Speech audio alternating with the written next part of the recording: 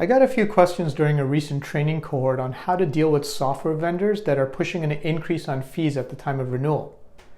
Now, before I go on, I'd like to suggest that my friends on the sales side should probably stop watching this or take it with a grain of salt, because the invalidity of those annual increases is quickly becoming one of the worst kept secrets in the industry.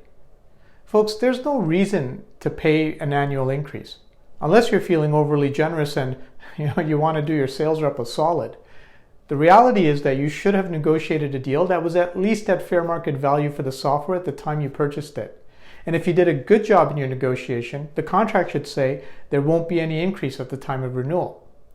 And even if the contract says that the supplier may increase your fees by some percent at the time of renewal, you need to ask what the increase is for.